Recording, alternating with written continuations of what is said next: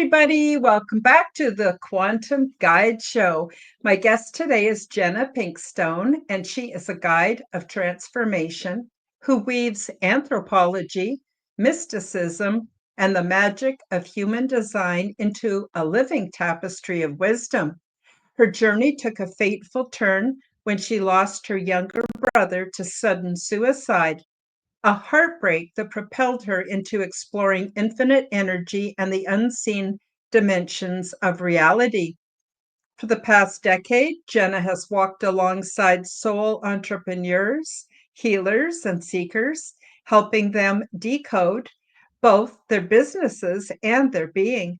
She is especially known for illuminating human design in ways that feel alive, practical, and enchanted all at once, normalizing emotional chaos while uncovering the deeper patterns of purpose woven through each person's life. With her 6-3 Sage Through Experience essence, Jenna invites people to be fully human, wildly honest, and wholly themselves, even in the messy middle of transformation.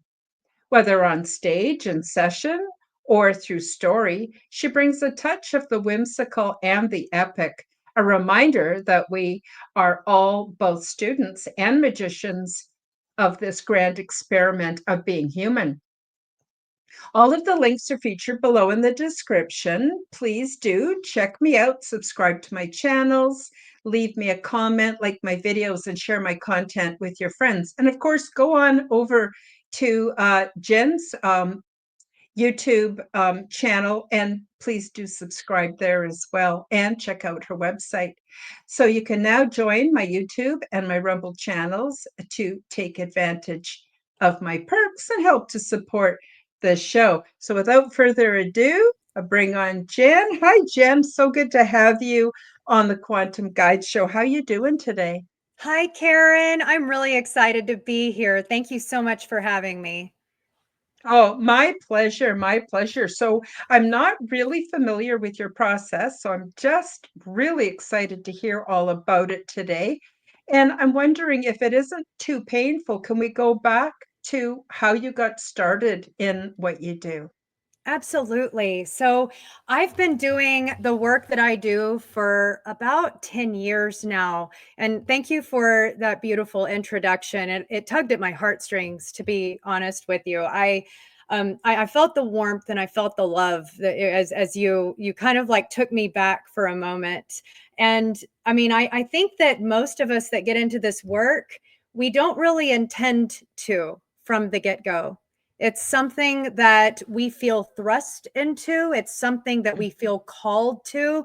We have many different describing words that will guide us along this path. And I think you and I were even talking earlier before we went on the air about how, we can make all the plans and we have that free will. But there are breadcrumbs along the way that the universe, source power, God, however you identify that power greater than yourself, it guides you there. And that's what brought me here. I was thrust into this process. I was not really immersed in a metaphysical point of view or perspective. I was actually more in the academia world.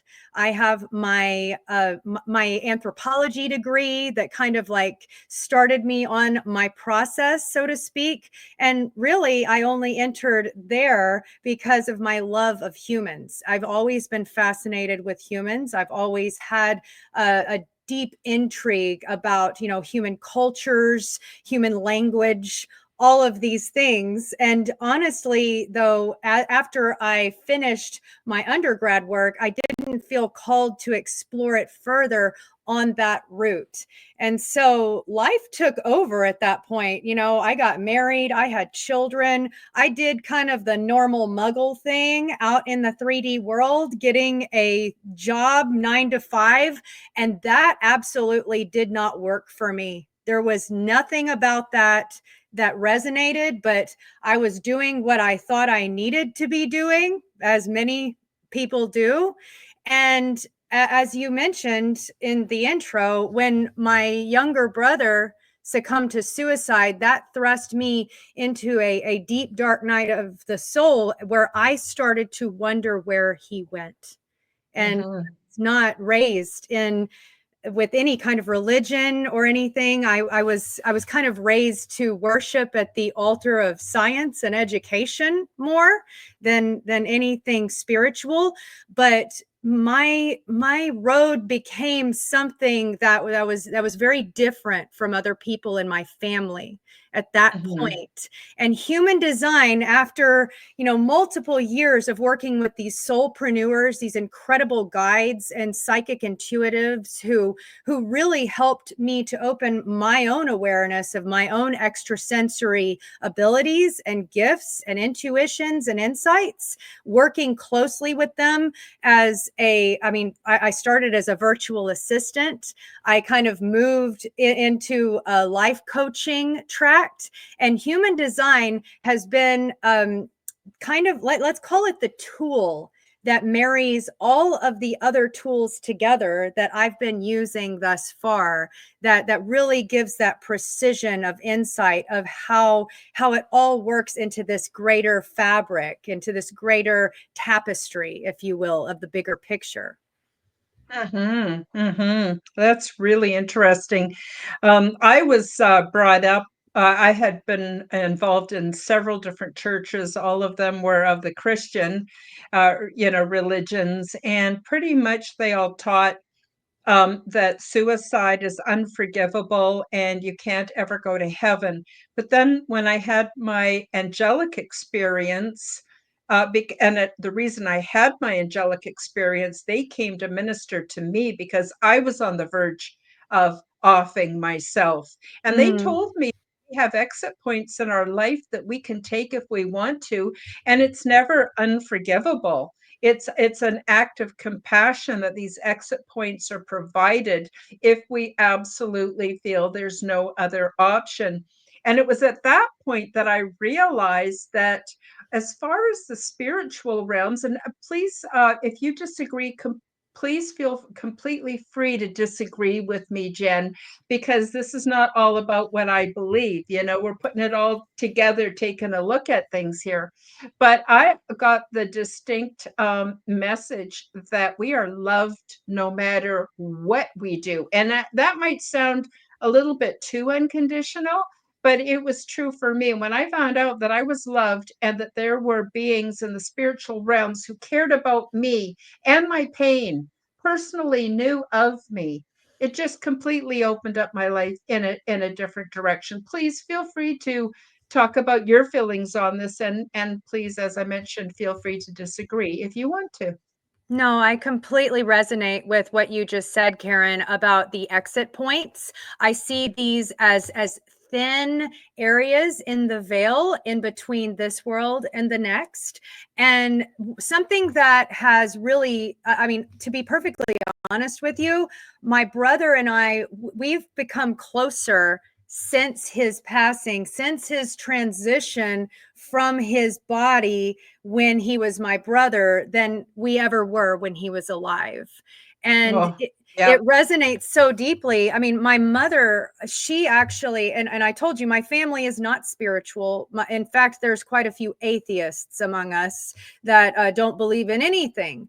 And yet, whenever she was experiencing, she went through her own dark night of the soul with cancer recently in the last Mhm, couple of mhm, years. And she, I believe, approached one of those exit points, possible mhm, exit points. And she had a profound dream that she shared with me when she had an extreme fever. And she doesn't remember it to this day. I've reminded her of it, but she described precisely what you just described, which was that she was being given the option to leave mhm, if she wanted mhm, to. And it was her choice. It was her decision. She had a beautiful vision of a dream that shared with her this testimony, this truth. But that it was she had to decide that no, I'm not ready to go. And despite what the doctors were telling me that we needed to be preparing for the worst, ultimately that was the point that she started to get better, when she, voiced to me that she's not going anywhere. And Hmm. it was intentional, her own free will decision. Hmm. Yeah, beautiful, beautiful. So for those of you, I should say, for those in our audience, whether it's audio or video, who are not familiar with the human design, can you pretend we're like 5 years old and explain what that means, what that includes, and how you use it in in the work that you do? Oh, I'd love to, Karen. So, when people ask me what human design is, I really always like to start at the very beginning, at the origin story. And this is not where a lot of human design teachers will begin. I'll warn you of that. You're going to see a lot of things on the internet, but it's not like other systems of self development and esoteric wisdom. I'm going to cite some others that you might be familiar with: astrology, the chakra system, Mm-hmm. Kabbalism, the I Ching. These are all ancient lineages that have been in use for thousands of years, and they are still in use to this day for the most part. But human design is different, and here's the reason why. It was seeded into our collective consciousness, into our awareness as a collective very recently in 1987.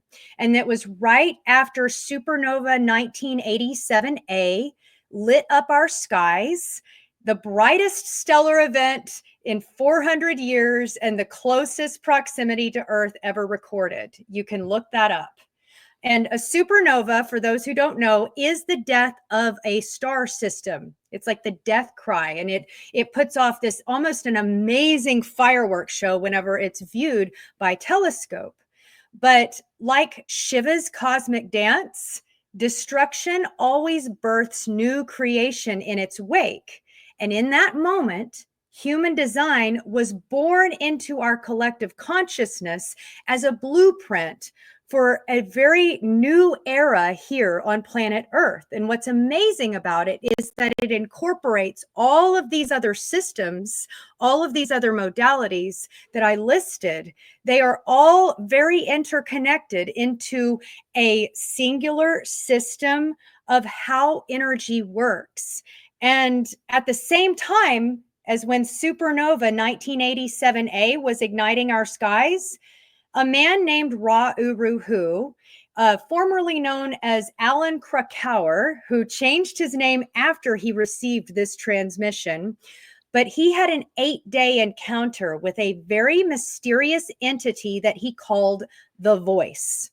Mm-hmm. And I'm sure for experiencers that are in your audience that tune into this channel, that you've had very similar interdimensional contact as Ra Uru Hu had with other beings, and so that language probably sounds very familiar. But this wasn't just a philosophy or a channeled poetry that was being received. It was a direct transmission. It was a technology that was received through the unseen ether and mapping to make sense of the mechanics of that govern our energetic field as a whole. So how soul and spirit combine to animate the body, mind, and aura that is experienced by others, and how those same energies mingle electromagnetically with the fields of others in our midst. So, Mm-hmm. at its simplest foundation, human design is ultimately a synthesis. It's a weaving together of the tenets described in astrology, the I Ching, Kabbalism, the chakras, as well as quantum science in our modern times into one living blueprint. So you can think of it as your circuitry diagram, and Mm-hmm. why you chose this body in this timeline during this incarnation specifically. And what makes it so profound, Karen, is how it distinguishes between the conscious and the unconscious aspects of you. And these are two very separate facets. They're separate, but they're inexplicably linked while you are leading this life as a human in this body. And so human design calls these binary facets, the conscious and unconscious, the crystals of consciousness. And these crystals are said to literally seed into your body in utero at very specific times, marking your physical development to form the unique being that only you can be, that you specifically chose and came here to be. Oh, wonderful, wonderful. Now, let me just see if I understand this correctly. So it is human design includes quite a few what we would consider different modalities, from the I Ching to probably our biorhythms and our aura and all everything into one. And it helps us to understand basically our life purpose, because we came here absolutely with purpose. Now, the world out there wants us to believe that's all random. Earth is random. Everything is random. We have no say. We have no power. We better do as we're told, on account of only the experts know what's going on, which I vehemently disagree with. And so when we start looking at, I guess, our soul evolution as humans here on Earth, we got a whole lot more going on than what we've been taught is going on. And we can pull this all together under the label of human design. And it sounds to me like maybe even it makes life a little easier and a whole lot more fun. Would you agree? And please correct me wherever I may have gotten that wrong. I would agree. I do believe it has the potential to make our lives a lot easier whenever we understand the mechanics of how indeed it works. I know that Hmm. we were talking about my brother previously. There Hmm. was a lot that I was angry about when he had chosen to leave us very Hmm. deliberately. When I was able to finally use my knowledge that I acquired of human design to generate his chart and to actually see what was working, energetically in his body, as well as juxtaposing that against the conditioning of his upbringing and of, his 3D human life, so to say. I mean, there is a blueprint to be had for us all. Now, there is also what is known as personal and interpersonal destiny that's explored. And really, it's something, though, that does need to be taken into context with the conditioning that you received in childhood. It's going to be something very different. No two charts are ever exactly alike. But for those of us who have a lot of similarities in our chart, that doesn't necessarily mean that we have a lot of similarities of experience. The way that energy will show up and Hmm. will be represented in an actual living model will differ greatly from human to human. But if you know what you're working with, that's a game changer. And it's something that can absolutely help you to rewire your life in a way that is going to, it's going to help you to manifest the things that you're concerned about, and you're wondering, like, why is my life like this? Why is this happening?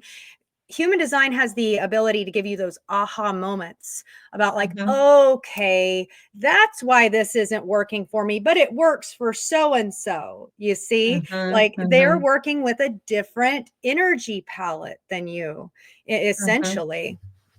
I like the way you referred to it as a palette. Would you consider the human body as being a technology? And if so, do you see it as being separate from the spirit or the soul, or one kind of big unit? Well, we have to look at what technology actually is. I mean, technology, it's like these different mechanics have always existed. Technology really just represents the human being discovering how it works and manipulating those mechanics to work in favor of what it is that they're looking for, right? Hmm. I do believe that the human body is essentially a technology that can be mastered. And what really sets human design apart from other oracular tools that really pose and attempt to do that is that Hmm. it weaves free will in effortlessly into the equation, whereas others are a lot more cut and dry, black and white. Yeah. And Yeah. I it's agree. it's like, for instance, I'm going to give a metaphor here, Karen. A knife, it might be designed for a very specific function, to like cut or to chop vegetables or to fillet something, right? But that Hmm. doesn't mean that it can't also serve as a can opener, right? Yep. Like, it Yep. can Or a do other screwdriver. things just because Yeah. it's designed to do this. And this is something you're not going to hear in other human design communities. There's going to be a whole lot of, let's call it dogma, that Hmm. it's like, oh, well, that's not according to your design. And so you shouldn't be operating that way. That's not your strategy. That's not your authority. I do not agree with that approach. I believe that we all have to initiate things at times. We all have to respond to things at times, even if it's not necessarily what our design is lent to in order to, operate at full capacity and in our optimal way. It doesn't Hmm. mean like we're boots on the ground here in earth school, and we got to be able to function like a human. And you can't live in this little box that's so restrictive. That's not what human design was gifted to humanity for. It was gifted to us so that we would understand the mechanics and we would be able to use it in a way that was empowering rather than restricting. I love the way you put that. So, if someone contacted you and they wanted to have a chart done or the process done for them, what could they expect, Jen? So at Human Design Redefined, my partner and I, Teresa, we're thick as thieves in this vision. We focus on the energetic core of the system itself, and that is your incarnation cross. And this is one of the most underrated parts of human design. Even human design experts will tell beginners, don't even look at your incarnation cross until you've been deconditioning for 7 years. We do not believe that. We Mhm. believe that with your incarnation cross knowledge, what you receive is a mirror that helps you to remember why you're really here. And I Mhm. want to acknowledge my partner, Teresa, who works mostly behind the scenes. She is the alchemist of our work, weaving a quiet brilliance into Human Design Redefined. If I'm the one out front carrying the flame, she's the one tending the embers behind the scenes. But Mhm. for experiencers and sensitives and star seeds, it's a grounding process to really explore your incarnation cross because you have a mission. It Mhm. shows you the literal coordinates of that mission. And rather than Mhm. telling you what you're here to do, it's like you already know you have a mission. What it serves is a remembrance, kind of a revival, because whenever we arrive here in the 3D, we experience this form of forgetting, right? We have this trouble, that it's something that we have to go through our life and receive the little snippets and the synchronicities to kind of have those aha moments and have that remembering. And human design is an incredible tool to do that, specifically through your incarnation cross.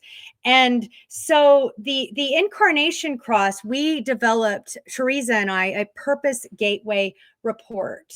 And it's the map of your life. It's the part that shows you the exact coordinates of your purpose. And it takes your incarnation cross, which is essentially the signature that you came here to embody, through your crystals of consciousness, and it translates that into a language that you can actually feel and live and use effortlessly in the life that you've created thus far. So Mm, it's something different that you're not mhm. going to find really anywhere else on the internet or otherwise. With respect to human design readings, a lot of people will get you either on a Zoom session or they'll do it behind the scenes in an email.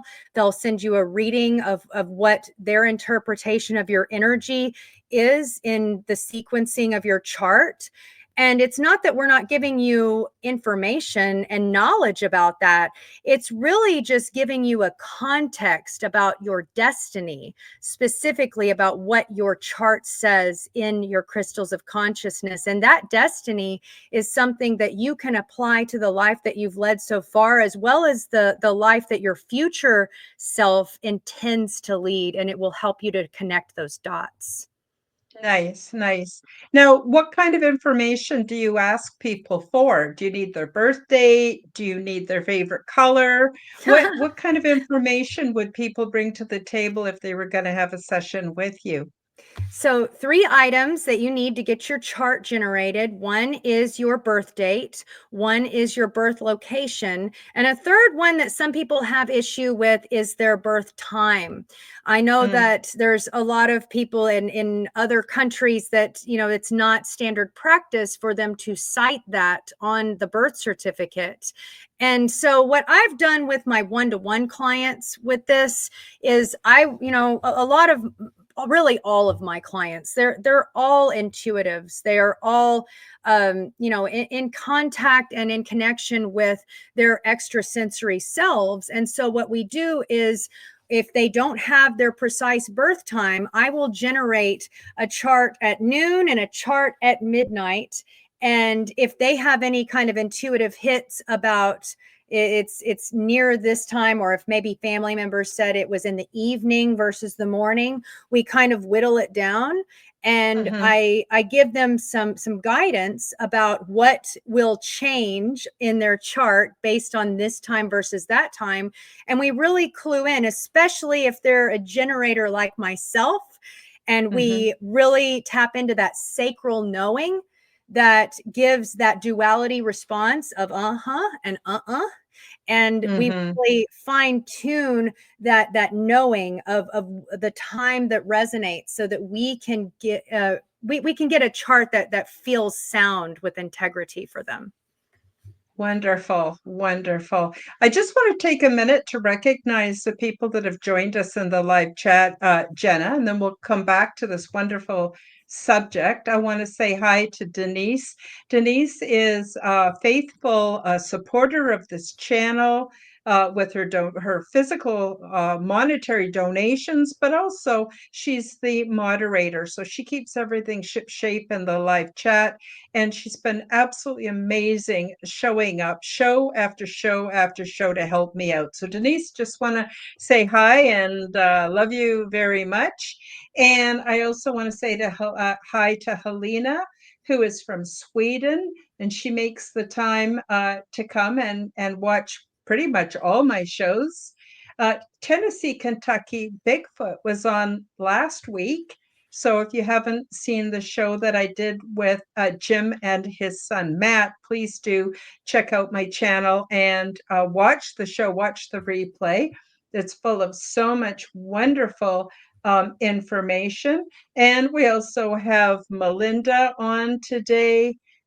Melinda Crocker, nice to see you. And thank you so much, everybody, for joining us today. And yeah, I love you too, Denise. You're very close to my heart. Thank you so much for being here and helping me out with all my shows.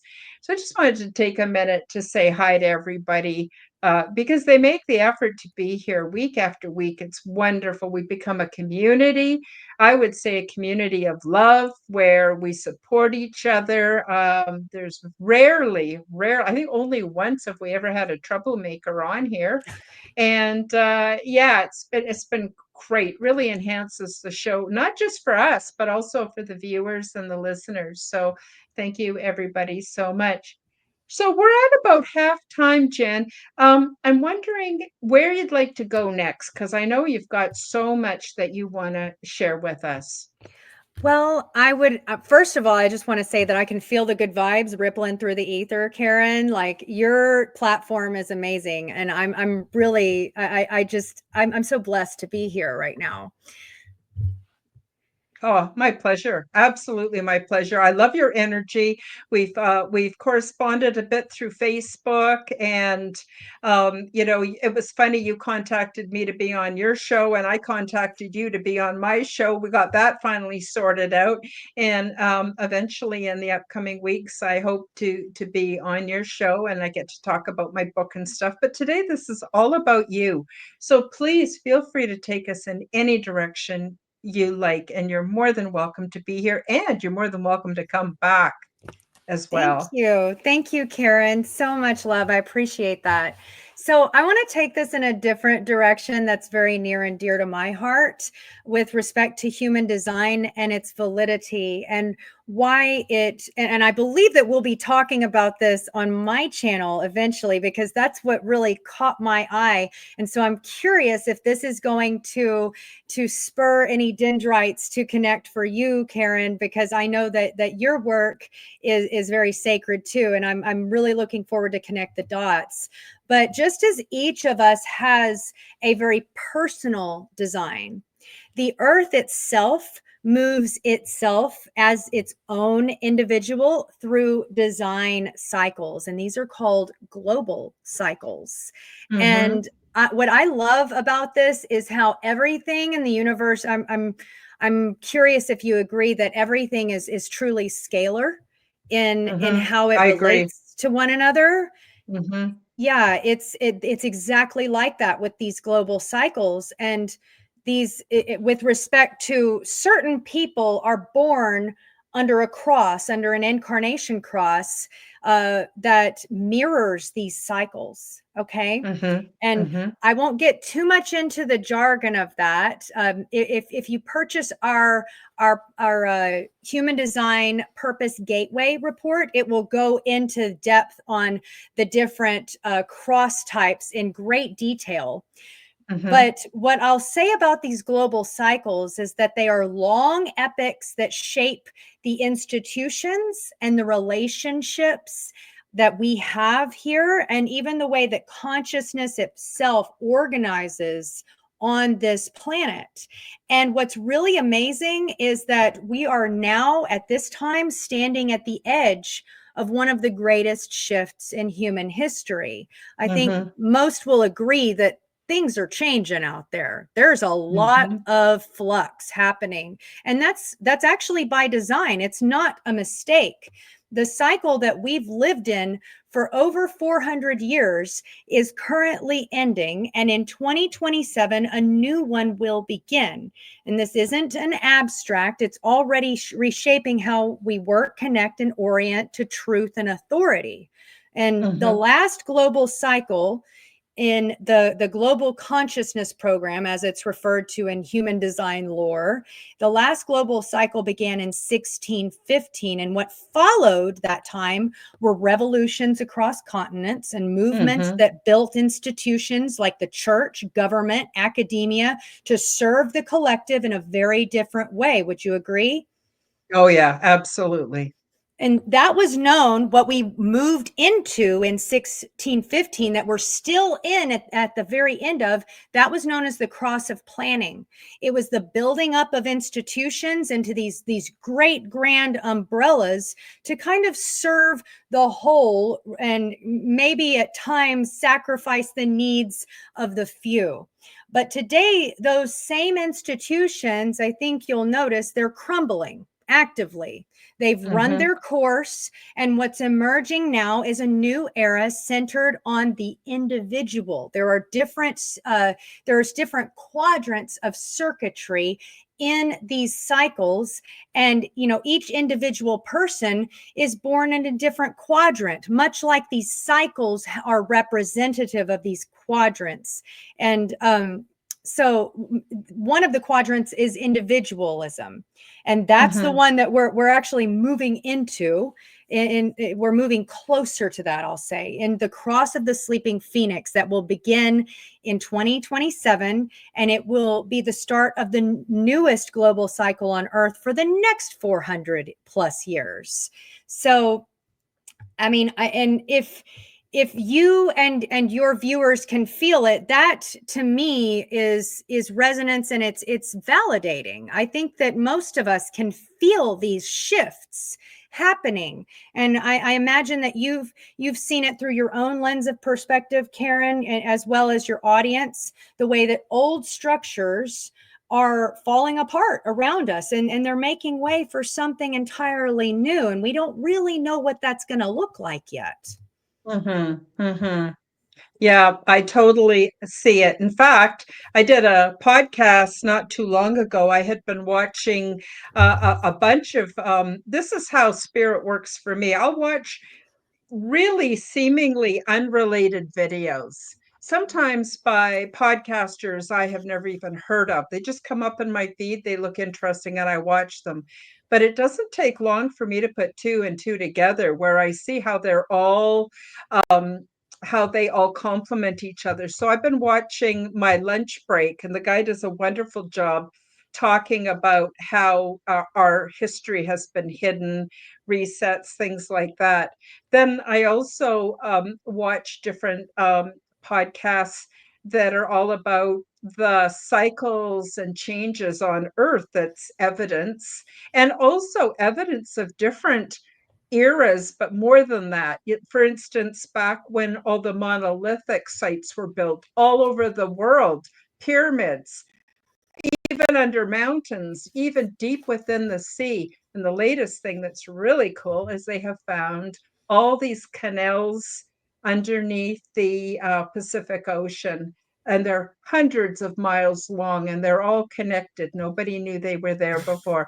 So I just put all these things together, and the way my mind works at all, I just toss it like a salad in the back of my mind, and it just pops out these understandings. Know if they're real or not, but I make a podcast about it. You saw my podcast. You went, "Hey, Karen, come on my show. Let's do a podcast about this and talk about it," because I firmly believe that we've been lied to about history, that there are cycles that are 400 or 500 years. There's also disaster cycles that are completely natural, even though we may not appreciate them. That's why there's so much underground dwellings all over the world. There's underground dwellings. This is long before the parasite class started building their little habitats that they all think they're going to escape to. I have to laugh because I think it would be worse than hell being stuck in a closed environment with those people. Not my idea of a good time. So, yeah, there's so much going on, and it's really interesting that in your studies of the human design, these cycles also come up. So I can't wait to spend a whole podcast comparing notes on all that. And I have no idea where I get this stuff from. It just I don't know, happens for me. Everything that I have had in the paranormal realities has just happened. I can't explain it. Like, Jen, seriously, I'm not any kind of a guru or special person. I just happen to pick up on this stuff. So, anyway, sorry, I didn't mean to ramble on. Please go ahead, share No, I more. love the way that you called it being tossed like a salad in the back of your mind. That was a Yeah. beautiful visual, and I was really vibing with it, like, because I don't think you're alone. I think all of us do that, and it has this feeling of randomness, and Mhm. yet there are these poignant moments in time where it's like, "Oh wait, that's not random. That actually connects quite like intrinsically with this other thing over here. And those little confirmation moments, like they can't be ignored. I mean, we can try to ignore them, but really, what is the purpose that that's going to serve? Wouldn't it serve us better if we kind of scratch the surface a little bit deeper and we started to analyze and research? I mean,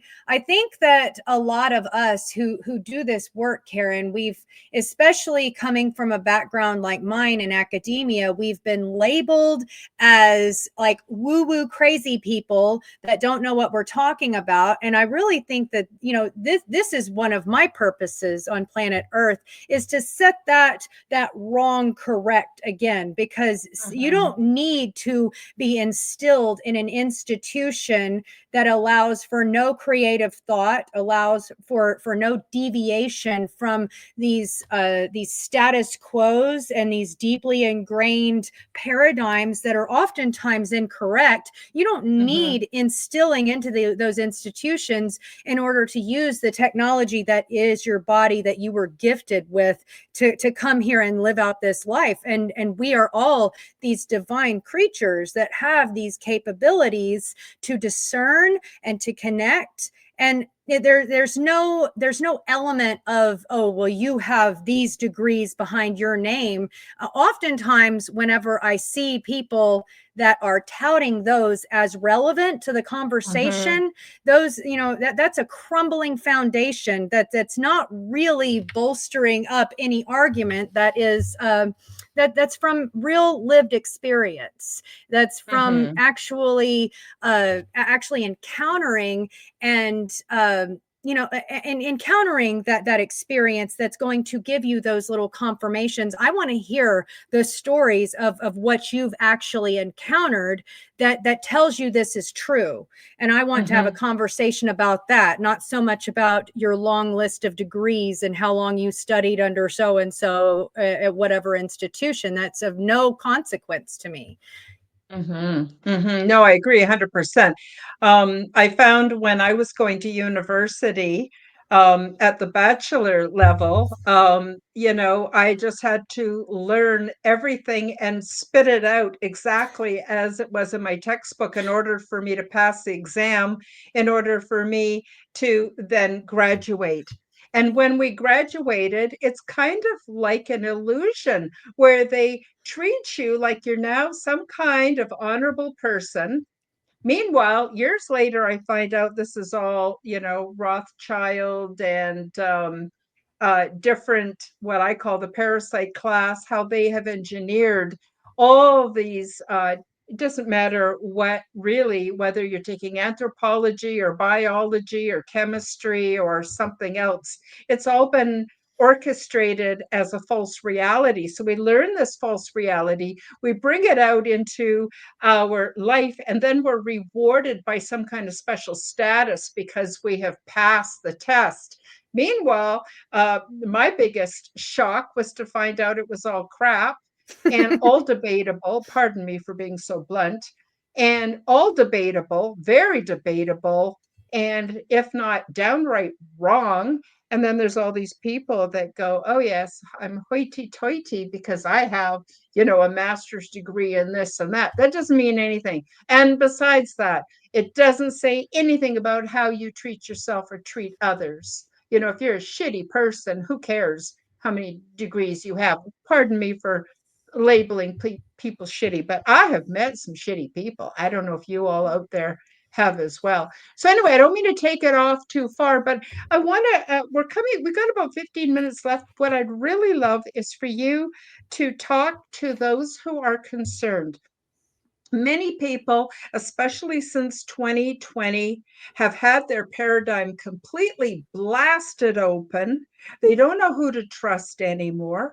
All of these systems that we used to trust and go to, the medical industry, the political systems, the religious systems, I could go on and on and on. Basically, all the systems have let us down. People are really worried that basically the world's gone to hell in a handbasket. They don't know what their future holds. They can't trust those in power. And they're experiencing a terrible and horrible amount of anxiety in their everyday life. And I'm wondering if you can speak a bit to that, not necessarily a cure for everybody, but at the same time, help put that into perspective through your training and what you do now, so that perhaps to reduce some of that anxiety, some of that fear. And then maybe you could also tell us how the human design cross can actually help us be more relaxed in this chaos we call reality. Sorry, I guess that's a lot to Absolutely. ask. No, no, I love that. I love that preface. That premise is beautiful, Karen. So I would begin by saying that the fact that you incarnated on this planet at this time, I mean, the human species in and of itself is a transitory state. It's we are not the humans that we were 200,000 years ago when the species Homo sapien emerged into beingness. We are not the same as those beings. I think most of us would agree with that. Like based on even if you're looking at the fossil record for reference, I think just intuitively speaking, you would be able to discern that we are very different. We're at a transitory state of what it means to be human, but the very fact that you were born at this transitional moment between these two global cycles. I mean, no one in your human ancestry for the past 400 years. So if we're talking about like ancestry.com or somewhere where you are following your lineage, most likely you have not traced your family that far back to 400 years. So no one that you have a living memory of or just simply a written record of has experienced what it is that you yourself are endeavoring as an experience right now. So it makes perfect sense why anxiety would be like so prominent. It makes sense why things would be so challenging, so difficult. I'll quote Yennefer from The Witcher in saying that it is very painful thing to transform. And I do want to mention that just to kind of give you an idea of what is to come in the future, human design prophecy predicts that 2027 will mark the arrival of what is known as rave children. And essentially, this is a new kind of human.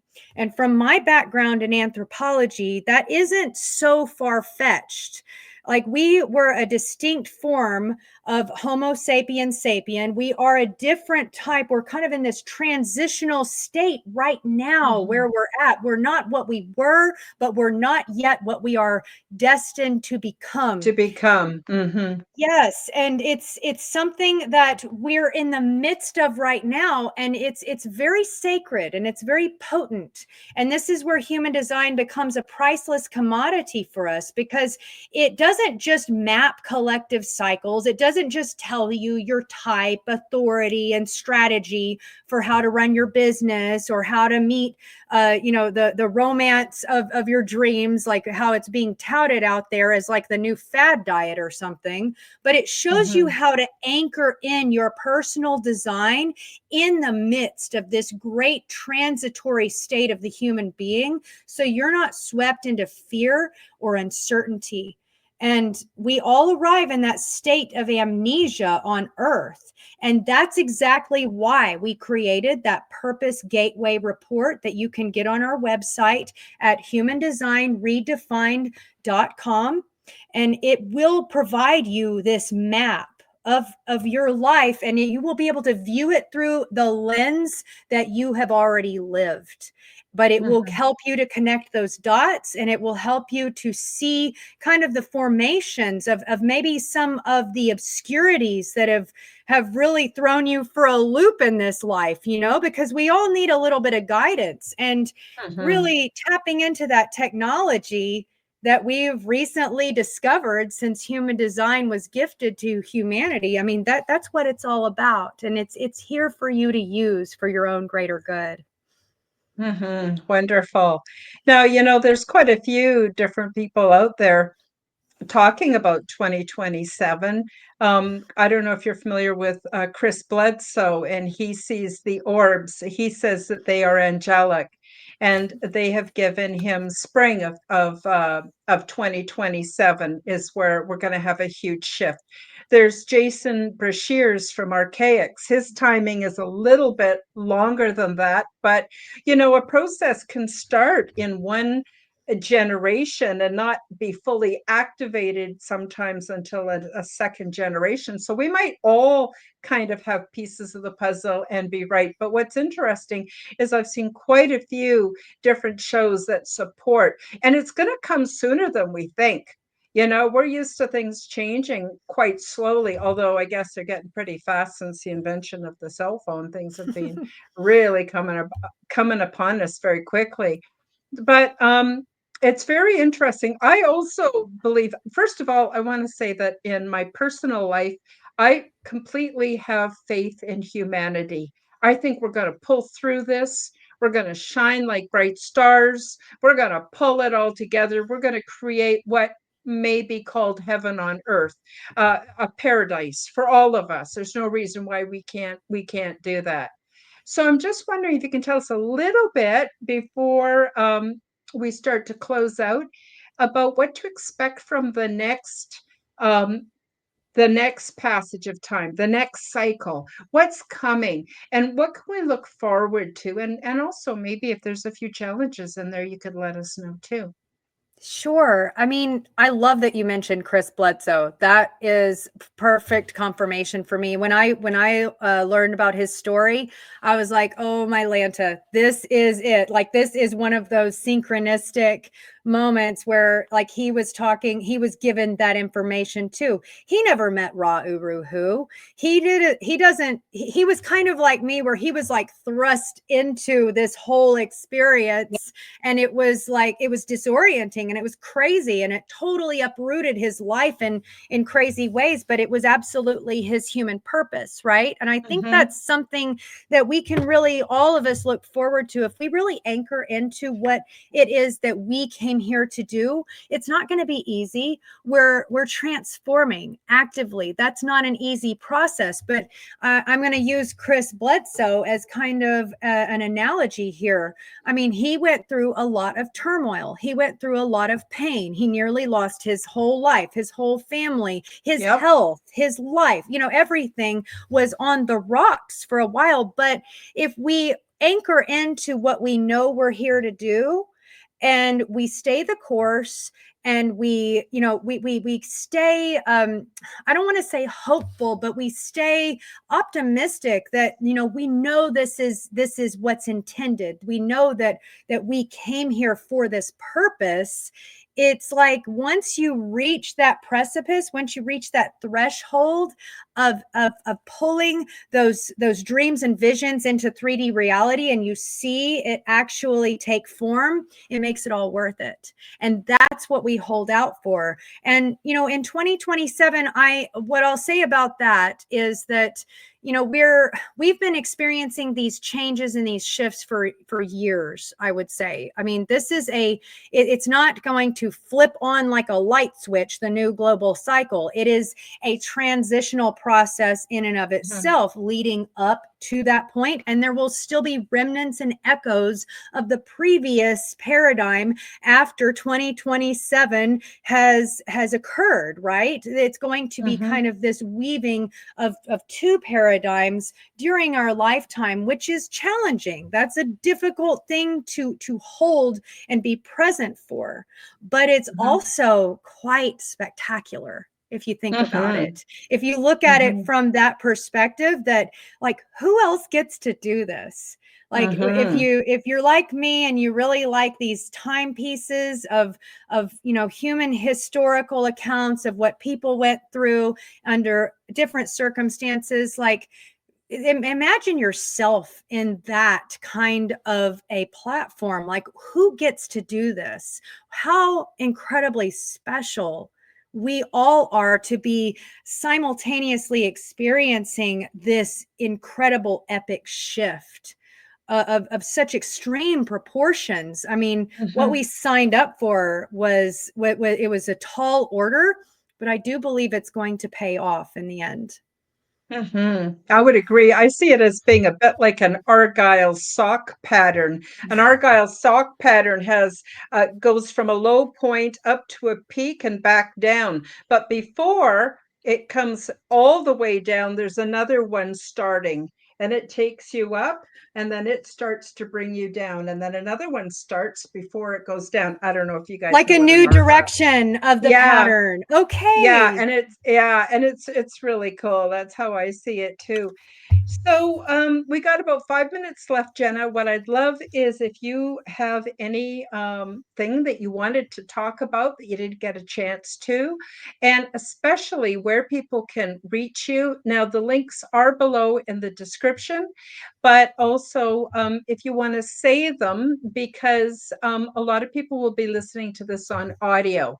And if they hear it, it's going to kind of stick with them and they'll be able to look you up and find you after the show. So, do you want to tell people where they can find you? Any last minute things you want to talk about, your links, and anything else you want to get out there before we close down the show today? Absolutely. I would just absolutely love if you are really concerned and you're wondering, like, WTF did I come to earth to do? You know, like, if your ultimate human purpose is kind of eluding you amidst all of the distractions going on out there, but you have an innate knowing that you are here for a very specific reason, then this is where the remembering begins. So for just $22, even if you're just human design curious, I would invite Mm-hmm. you to receive a deeply personalized report that is very near and dear to both mine and my partner Teresa's heart. It goes beyond generic chart printouts. It's pages of insight about your energetic blueprint.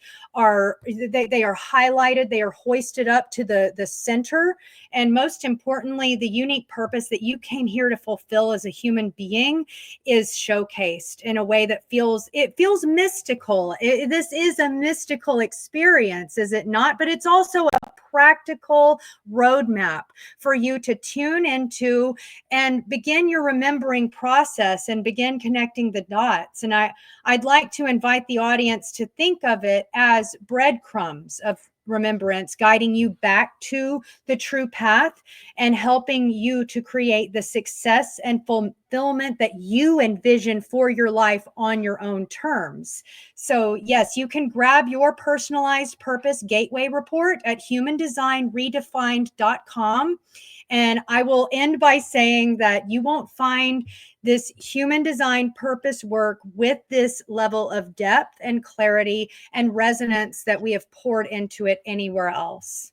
It sounds like it's very that you and your partner have actually infused it with your own spiritual wisdom and your own unique way of being here. And I think that's the way healing modalities should work. You know, they should resonate with us, in the different ways that people are presenting it. So I really, really encourage everybody to go to your website, check you out, go to your YouTube channel, subscribe, and hit the notifications button. And yeah, I look forward to being on your show, Jen. And also, I can't wait to have you back on this show if you'd like to come back and talk more about this amazing human design purpose gateway. I actually did not know too much about it before today. So, thank you so much for helping me to understand more about it. And those in the live chat, of course, those are listening later on. So, yeah, so I guess that's about it for today. I just want to say a quick hello to Rodney. I didn't say hi to you yet. And Leah. Leah's here somewhere as well. And if you came into the program late, please do go back and watch the replay so that you can really get a good understanding of what this wonderful process is all about. So that's about it for today, everybody. Again, thank you, Jen, for joining us. And I wish you absolute success in everything you do. And we'll see you all hopefully on Sunday for the Aliens and Angels podcast. Bye-bye, everybody. Thank you, Karen. What a pleasure it's been. Oh, it's been my pleasure as well. Bye-bye, everybody. Thank you for joining me for the Quantum Guide Show. Become the change that you wish to see in the world. Subscribe to my YouTube and other channels at Karen Holton TV. Click the like button, leave me a comment, and share this podcast with your friends. Read about my true life ET contact in my book called Transdimensional: Meet the New Neighbors, which is now available in Amazon bookstores worldwide. Check out my website at www.karenholtonhealthcoach.com to see my free resources and amazing products and services. All the links will be in the description below. As part of the Forbidden Knowledge Network, you will find the Quantum Guide Show with Karen Holton and also the Aliens and Angels podcast on all audio platforms.